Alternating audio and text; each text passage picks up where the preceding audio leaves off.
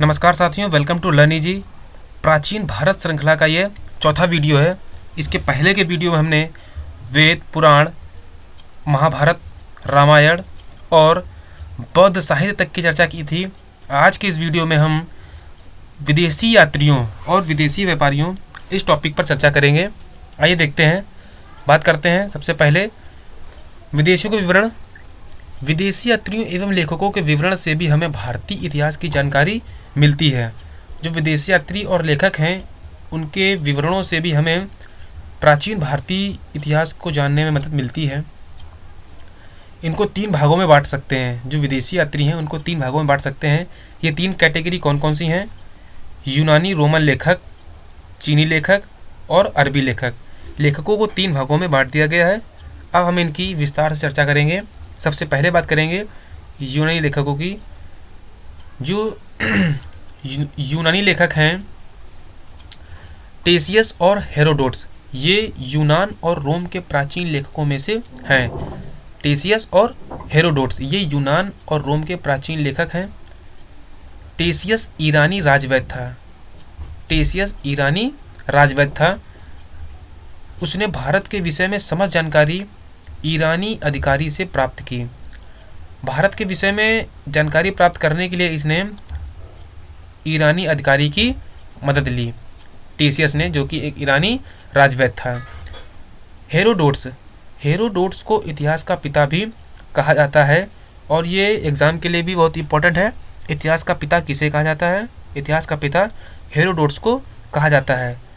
Herodotus ने Historica नामक पुस्तक की रचना की, जिसमें भारत और फारस के संबंधों का वर्णन किया गया है।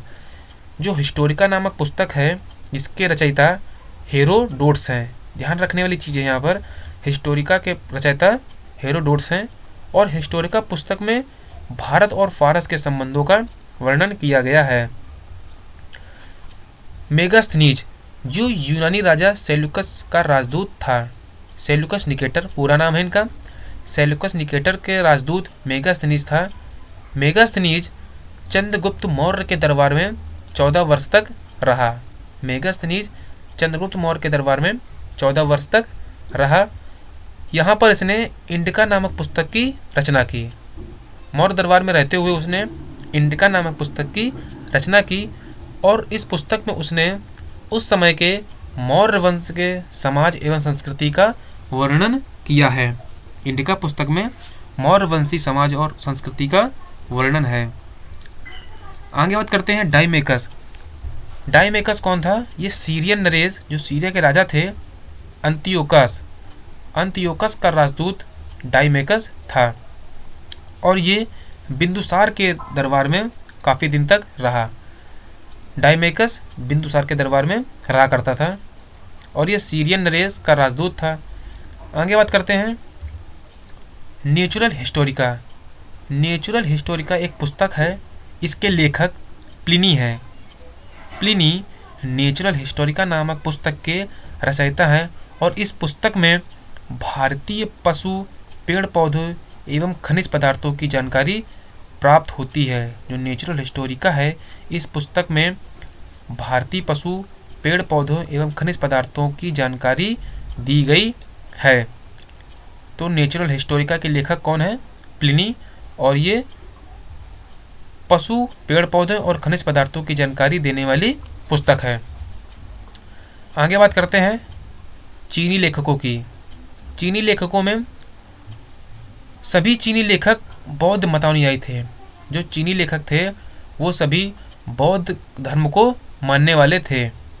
वे इस धर्म की कुछ विशेष जानकारी प्राप्त करने ही भारत आए थे। जो चीनी लेखक थे, उनका भारत आने का उद्देश्य सिर्फ बौद्ध धर्म की जानकारी प्राप्त करना था और ऐसी जानकारी जो वो नहीं जानते थे, कुछ विशेष जानकारी प्राप्त करने के लिए ही वो भारत आए थे।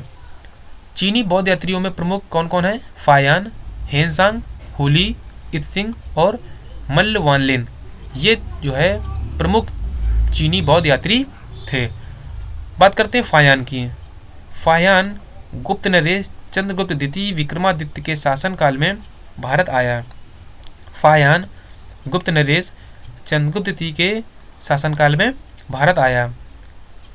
उसने तत्कालीन भारत के सामाजिक, धार्मिक, आर्थिक स्थिति पर प्रकाश डाला। उसका जो मुख्य उद्देश्य था वो भारत के सामाजिक, धार्मिक और आर्थिक स्थिति पर था और उसने अपने पुस्तक में इसी पर प्रकाश डाला। फाहियान मुख्यतः बौद्ध धर्म पर लिखा करता था। जो फाहियान था वो बौद्ध धर्म पर ही लिखता था और उसने अपनी यात्रा विवरण, जो यात्रा का उसका पूरा विवरण था, वो फो क्यो की के नाम से जाना जाता है।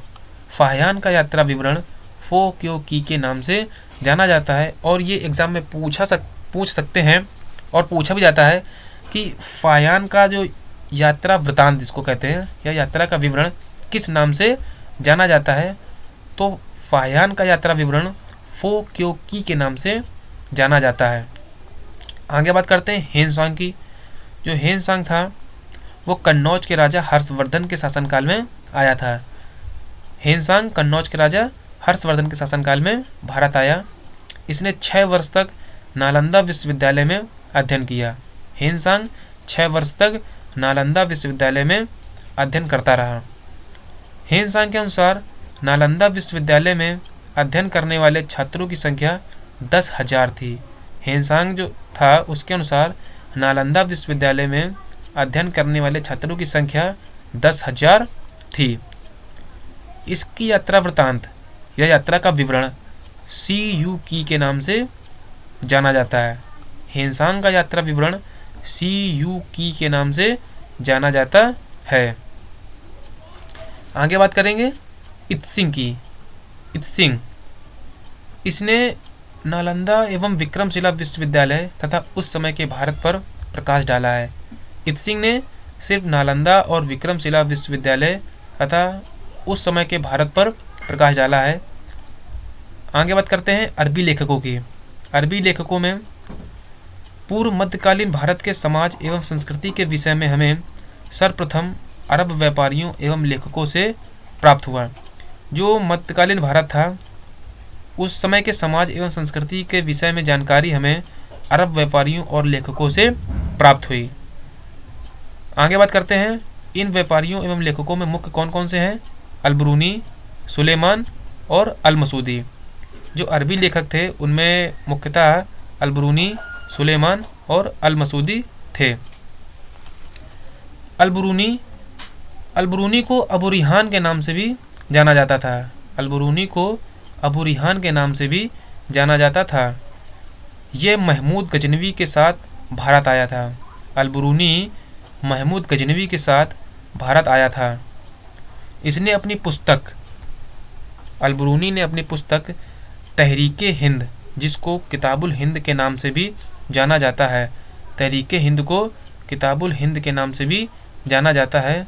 इस पुस्तक में राजपूत कालीन समाज, तब की धर्म रीतियाँ, जो राजपूत कालीन समाज था उसमें धर्म रीति रिवाज आदि पर प्रकाश डाला गया है।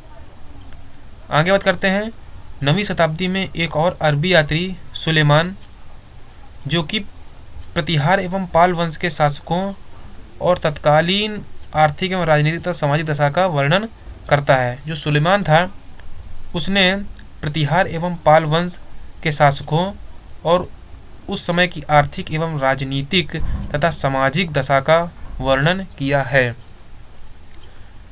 आगे बात करते हैं उपयुक्त विदेशी यात्रियों के अतिरिक्त कुछ फारसी लेखकों के विवरण भी प्राप्त हैं। विदेशी यात्री में कुछ फारसी यात्री और लेखकों का भी विवरण है। उनमें है फिरदौसी के द्वारा शाहनामा रची गई। फिरदौसी के द्वारा जो रचना लिखी गई वह शाहनामा थी। एक अन्य लेखक रसीदुद्दीन द्वारा जमीयत अल तवारिक नामक पुस्तक लिखी गई। जमीयत अल तवारिक, इस पुस्तक के रचयिता रसीदुद्दीन थे। आगे बात करते हैं अली अहमद ने जो है चचनामा नामक पुस्तक लिखी। चचनामा के लेखक अली अहमद थे और ये पुस्तक कई बार पूछी गई है। चचनामा के लेखक कौन है? अली अहमद। शाहनामा के लेखक फिरदौसी और जमीयत अल तवारिक के लेखक रसीदुद्दीन थे। अबुल फजल ने अकबरनामा नामक पुस्तक लिखी है। अकबरनामा पुस्तक के रचयिता अबुल फजल थे। यूरोपीय यात्रियों में 13वीं शताब्दी में वेनिस, इटली से आए सुप्रसिद्ध यात्री मार्को पोलो जो कि इटली का नाविक या यात्री कह सकते हैं, यात्री था, उसके द्वारा दक्षिण के पांड्य राज्य की जानकारी मिलती है। मार्को पोलो ने पांड्य राज्य की जानकारी दी है और ये इटली का प्रसिद्ध यात्री था। आज के वीडियो में सिर्फ इतना ही। इसके अगले भाग में हम पुरातत्व की बात करेंगे। पुरातत्व में पुरातत्व मूर्तियाँ, सिक्के और जो भी पुरातत्व से संबंधित तथ्य हैं उनकी जानकारी लेकर हम अगले वीडियो में उपस्थित होंगे। अगर आपको ये वीडियो अच्छा लगे तो इसे लाइक और सब्सक्राइब करना मत भूलिएगा और अपने कमेंट हमें कमेंट बॉक्स में ज़रूर पोस्ट कीजिएगा।